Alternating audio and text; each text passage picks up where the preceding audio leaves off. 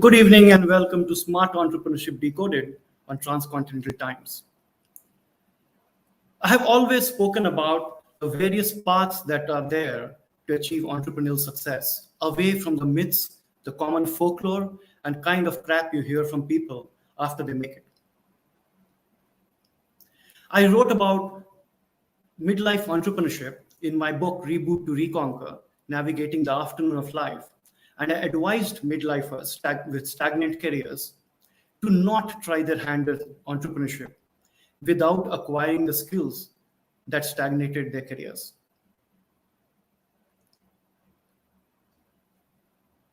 I was saying that even as I knew that 55% of the successful startups in the world are set up by people above the age of 35.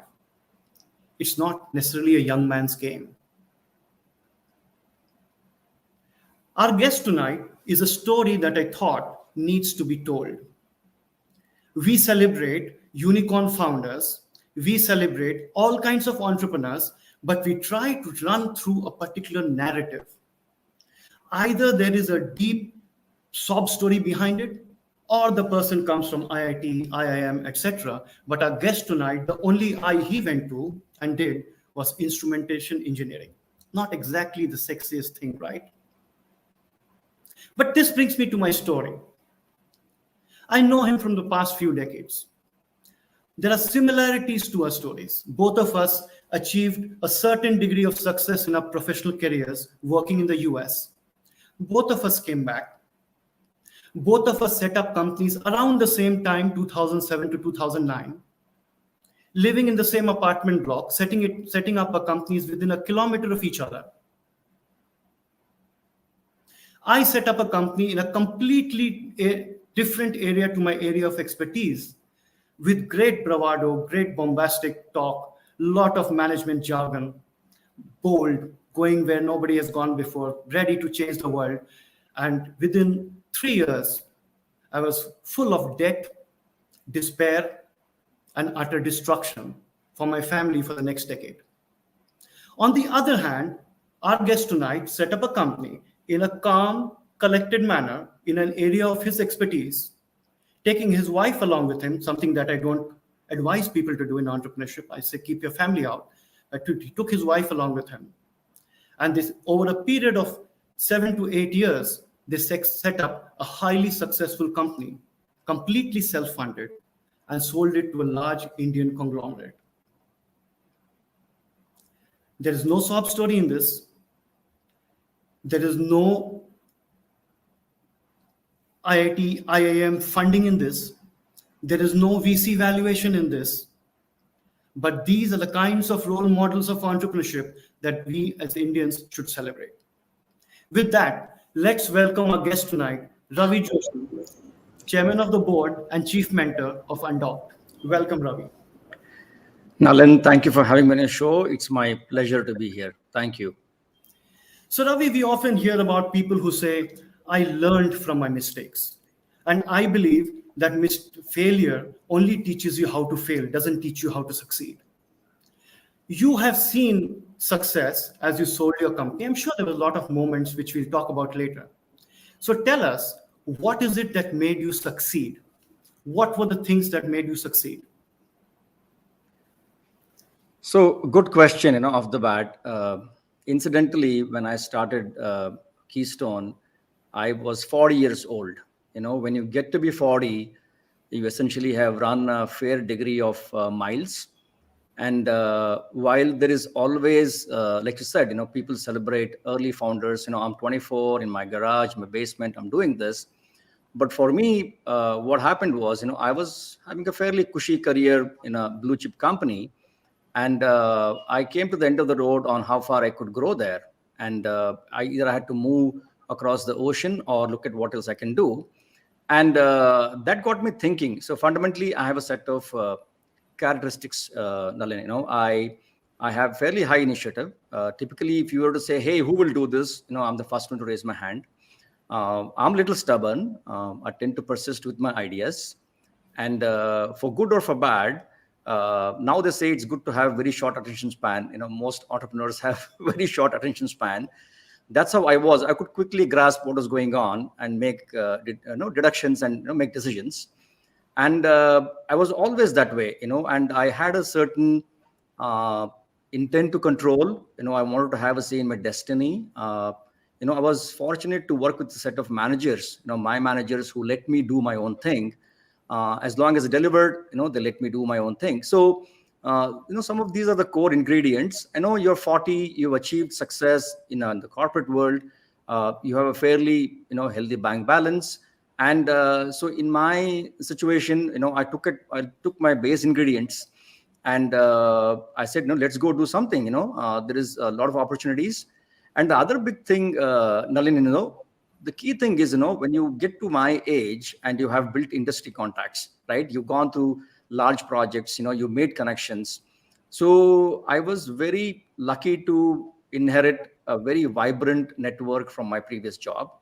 And since most of my goals were to pursue my core expertise and really operate in the same business world, that I was part of as an employee of a company, I was in a very well-known sandbox, right? It's just that I was going to undertake a different persona. Of course, much later I realized that running a P&L and having the responsibility of payroll of say 300 people is something no company will teach. But there were a lot of other core ingredients that I had accrued in my experience, and I genuinely felt I was quite well set up to go at this. So I sold my 401k, raise some money, and bootstrap the company, and started to really build the business. So the key things I picked up from there, that you stepped out with a good network, you stepped up with a certain degree of clarity of thought, and you stepped out with a very strong belief in whatever we were doing. Now, the journey wouldn't have been easy, right? I'm sure there were dark moments, I'm sure there were difficult moments, etc. Is it easier to tide over with a life partner as a co-founder, or is it tougher? So, see, one more aspect of mine that can be watched is, I've always surrounded myself with family, even in my other jobs. In my previous job, there were 6 people from my family. I have this ability to compartmentalize. I could care less what someone is outside the office. When we come into an office, and this is a lesson I learned, at great sacrifice, by the way. When you hire somebody, the first thing you have to do is there has to be very clear role and responsibilities that you set out, right? What is this person accountable for? Enable them and get out of the way. So I did not really pay much credence to the relationship outside the office, but I benefited from this massive level of comfort and trust you have in just handing over the keys to somebody else, right? So that, in hindsight, worked very well. But as a person, when we are in a professional environment, I absolutely don't give any credence to personal relationships. So talk to me about, when people become successful, or if they fail, they often blame luck, fluke, chance. Talk to me about what weightage would you give hard work, smart work, skill, and luck, fluke, chance? What worked for you? So, I mean, if you look at luck, fluke, and chance, logically, you have to tie it back to timing, right? Whatever you want to do, right? The marketplace at some point accepts your idea, your product, your service, and at other times it rejects it. So I would put down luck and fluke and chance to timing, right? So when you start a company, you have to be very, very aware of, is this the right timing? Sometimes you get into a business, the timing is right, and then some macro event pushes you down. That you can't help, right? That's okay. But that's timing, and that's how it is. And after that, once you get going, it's really effort, Nalin. It's absolutely effort, and there will be difficult days. To give you an example, for most of my career, I was actually a software engineer. I was writing code, and I was hiring technical teams and building products. No one taught me that I have to sit and research and build the top of the sales funnel and make cold calls. I was just not built for that. It was utterly uncomfortable. So one thing is if you want to go do something on your own, you have to be able to handle difficult days, right? And things will come your way that you'll never expect to get your way. There is a very beautiful saying by Mike Tyson, by the way. You can make all the wonderful plans till you get punched in the face, right? And in every startup journey, you'll get punched in the face. And in my career at Keystone as a founder and CEO, there were multiple situations where we were thrown a curveball that we didn't know how to handle, but we had to very, very quickly learn how to handle. And effort was the mainstay. We just had to work very, very hard, and the entire team rallied, and we came out of the woods more than once. So in an important nugget there, it is about timing. And Bill Gross also, from his study of startups success and failure, said that the most important criteria is timing. You can call it luck, fluke, chance, but you got it right. It's timing. We also quoted Mike Tyson there, where he said, everybody has a plan till they get punched in the face. But more appropriately for me, he said, old too soon, wise too late, when he was in jail. For whatever he had done at that time. So I remember Mike Tyson saying as well, but in a different context. Let's take a leap of faith a little bit. Let's move a little ahead. Now that you have seen success, I'm sure you have way more to go. You're still young. When you've started something again, do you think differently financially when you have resources versus what you thought earlier? I'll specify my question a little bit more. When there is adversity and there is limited capital, which is what most people face in the beginning, they have certain clarity of thought. They know they have to do this, otherwise there is nothing beyond this. But now you have options. Does it make it tougher or does it make it easier? Great question. And I struggle with it, by the way. It makes it tougher because you start to take liberties, right? You start to take liberties, and you have in the back of your mind this belief that, okay, if it's a question of another 100K, I know where to go get it from. And that's why to be a serial entrepreneur, you have to be extremely disciplined. So as much as, I can go fund my current venture, we have this time around, Nalin, we're building products. And we have every intent to go raise money. It's critical, right? It's not about there is a source of funding. It's about whether this thing you're creating, does it stand the test of scrutiny and validation that only an external, unvested, dispassionate, and sometimes brutally honest person can bring to the table. And that's what, say, your VCs and angels are. So to me, in a nutshell, it's a little harder because you think you have a war chest. But that's something I'm fighting very, very hard to change. And to be frank, I've had a couple of very uncomfortable discussions over the past 2 weeks with the core team, and that's just the way it is, right? You're in a startup. You're there to create commercial success, right? Philanthropy is different. You're here to build a commercial success, and the rigor that somebody demonstrates with friends and families seed round has to be there, whether it's your own money. You must absolutely be very disciplined.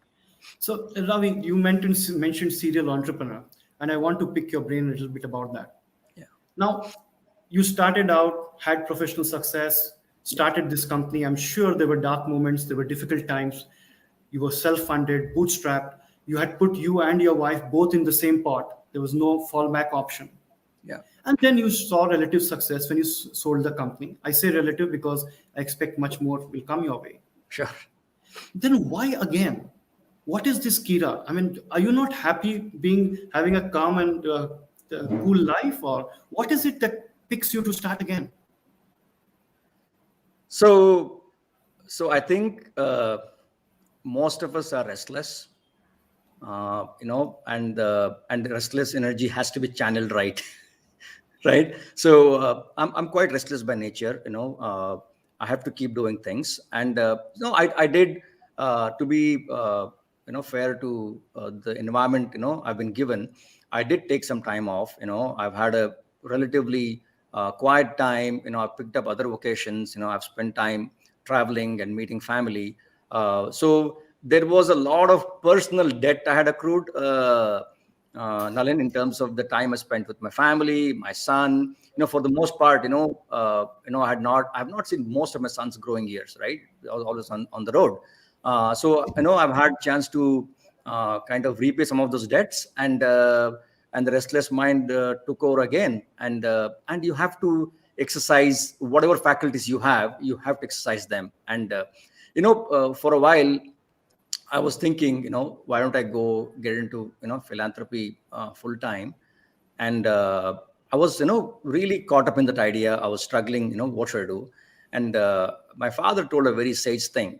He said, yes, you can do philanthropy for the next 30 years, but for the next 10 years, if you actually put your faculties to use, you could raise a significantly large corpus for what you can do for the next 20 years, right?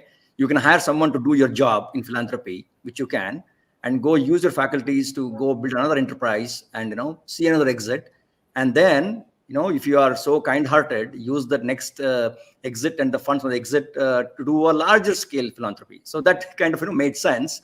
So right now, I'm very happy to, be back in a situation where I'm able to think. And fundamentally, we all like to solve problems, Nalin. So you have to be. That's very sound advice, and I can see where he was going with that. Yeah. So in your next startup, have you also taken your wife along, or she decided enough was enough with you?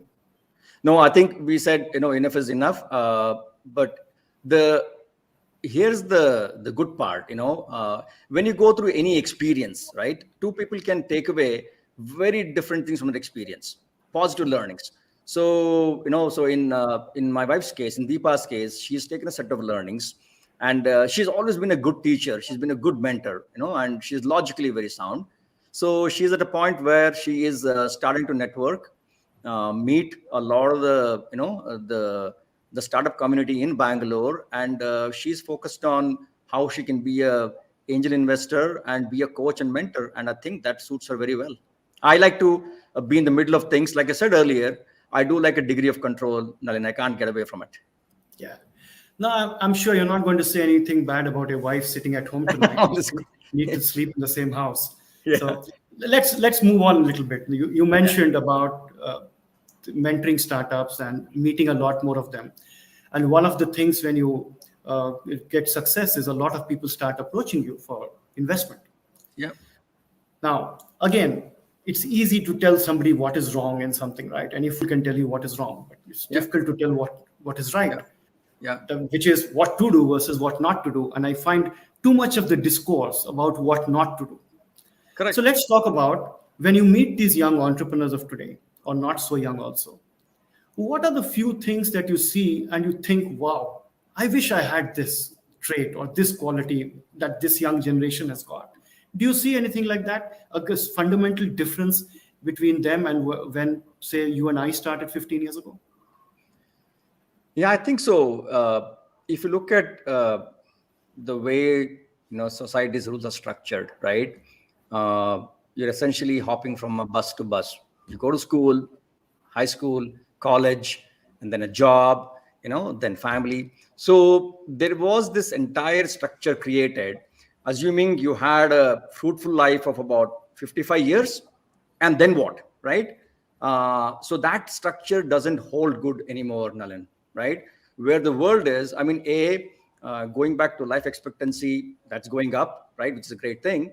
And also where we are, people are leading longer and more vibrant lives today. And where biotechnology is going in 10 years, I'm pretty sure there'll be enough innovation where people can start to live very fruitfully till 100, 120. So to some extent, the younger generation has seen a lot of this progress. In fact, when I talk to people, I tell them, what? We were told we'll retire at 58. No, you should tell yourself we'll retire at 100, right? So the younger generation actually has this benefit of having seen a lot of progress in people's longevity, in technology, in healthcare. So they need not be adverse to taking any kind of risk, because you have enough and abundant time to reset. Let's say you're on a startup for 5 years. If it doesn't work, doesn't matter, right? There's a lot more time where you came from. So this concept of I only have so much time in which I have to do this, accrue savings and retire, That has gone away. And to a large extent, this generation realizes that they have a much longer lease on productive time than what we had. And that's a great asset to have, because end of the day, given time and effort, you will get opportunities. You may not get the timing right the first time, but second time, hey, it might very well work for you. So youngsters today understand that there's a much bigger risk appetite. Going back to Maslow's law, right? We are well beyond that, roti kabda or makan. People are in a much more settled environment. And to me, that's also a testament of what's gone right in the macro environment, right? Today, a lot more companies can actually, lot more startup founders can take risks that they would not take probably 20 years ago. So the environment is right. People have the confidence. So there is there's massive positives in the ecosystem today. So that's an interesting point you bring, because a lot of people don't think of longevity as a key driver towards behavior of startup entrepreneurs and as a kind of advantage. But do you also feel that today's entrepreneurs live under so many choices, so many options, that in a sense they need the hand of a mentor much more? They do need a hand of a mentor. So what's happening is just the range of possibilities right now is so massive, right?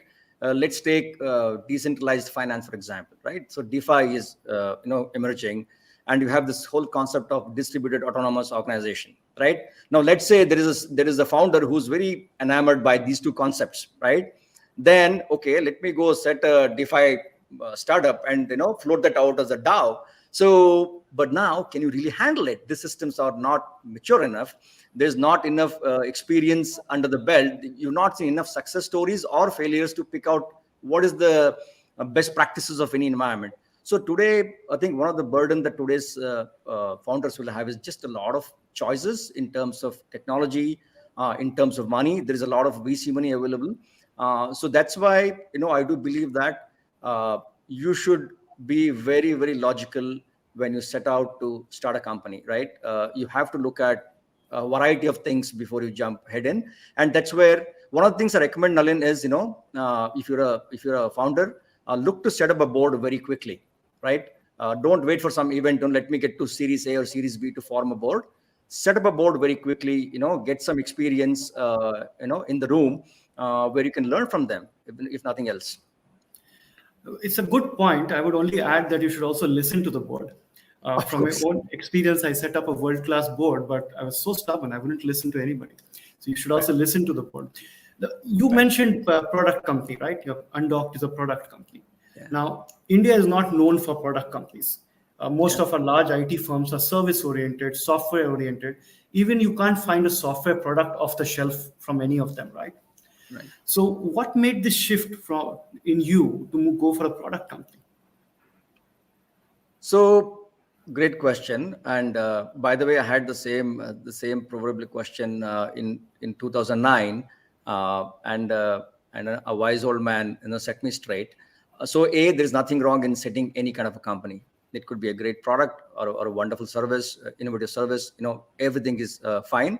And what we did at Keystone is a testament to the fact that you can set up a services company and still get good valuations, right?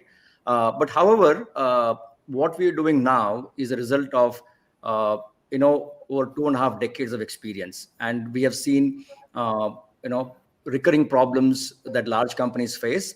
And what's happening is supply chain itself is shifting dramatically. Right, the degree of automation that was there 10 years ago versus now is very different. The labor force that's available is very different, right? So companies executives are starting to grapple with different problems, from capital, from labor. So all of these are very large issues that are here to stay for the next 8 to 10 years. And we believe there is a set of solutions we have on the drawing board that actually will address these problems. We are squarely attacking supply chain and this whole e-commerce fulfillment area, which is going to grow double digits for a long time. So, product companies typically take a longer life cycle to commercialize, break even, and all of that stuff. What is your advice to product companies about at what stage should they look for capital? So External capital. external capital, yes. So I think, don't bet the farm too early or don't wait for too long. I think the biggest benefit to going and getting some external funding early is validation, Nalin. End of the day, most founders are so, enthused about their idea. They believe this is it. This is the silver bullet. You run very hard. But when you go and raise capital, like I said, don't give out the farm. Pledge some degree of your equity. There's somebody new on the cap table, but raise some money where an external validation is done, where you pass that scrutiny, right? And once you do that, that's the primary benefit, in my opinion. Otherwise, you can just do friends and family only. But I think go and have some professional funding, because when it's viewed through the lens of somebody who sees 10 pitch decks every day, you learn something, right? You learn something, and they'll bring you down to the earth very quickly, So do that, and so that's just what it is. And of course, after that, effort has to be put in. You scale, and when you go for the later rounds, be careful about how you dilute, right? Be careful about how you set up your safe instruments, right? Sometimes people set up safe instruments, and the valuation keeps changing, and over a period of time, they've raised enough capital, and suddenly they see that their cap table looks very different, and they're holding no more than 10-15% of the equity. So raise some early money, but after that, be a lot more judicious in how you bring new money. That's good sane advice. We're running out of time, so I'm going to come to my last question. Now, a VC or a PE fund or large alternate investment funds typically are investing other people's money. So you have a professional manager managing it. I get that. Yeah. Now, when it comes to people who have made money in their own lifetime, and you didn't make it at the age of 21 through some cool software product, right? This is sheer hard work, applying your skill, applying your experience, using your network. It is I would say it is a traditional hard-assed way, and you took it to success. Yeah. So when a person like you is approached for investment, and you look at entrepreneurs, do you look for people like yourself? Do you look for maverick ideas? Do you look for opportunities of the future? What is it that excites a person like you? So, I'm new to this, Nalin. I have to, profess to that fact. We have made some investments. So far, the investments I've made have been primarily looking at the founding team. Obviously, you understand and you vet the landscape. Is it the right business? For example, I understand supply chain, I understand e-commerce, I understand retail, I understand to some degree, SaaS marketplace, right? So that is there. But the investments I've made so far have been primarily looking at the founders, and when I look at founders, of course, you have to be a smart person, but I also look for, does this person have grit, right? So grit is the intersection of passion and perseverance. Does he or she have the grit? And I look for humility. I feel smart people who are humble always make good founders, good colleagues, good people to be in your orbit. I look for people who are humble, who are smart, who have the grit, and also they should be very, very vested in what they're doing, right? And to some extent, if the founder is bringing some of his or her own money, that's a plus, right? That makes me feel a little better that, okay, they are like, just like I sold my 401k, so is somebody willing to bet, their own personal funds? Of course, if they can't, they can't.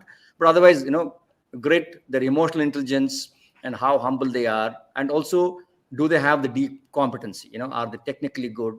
Are they domain savvy? Those are the few things I look for.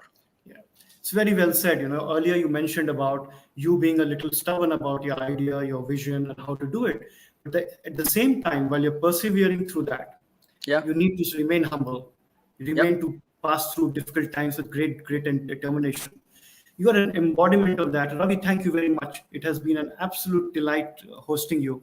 Your insights, your real-world practical steps are something that we should follow, rather than some of the glorified, bombastic talk we hear in the echo chamber of the startup world. Thank you very much, Ravi, for joining me tonight. Wish you all the best for Undocked. Have a great night. Thank you, Nalin. Good night. Bye. Bye.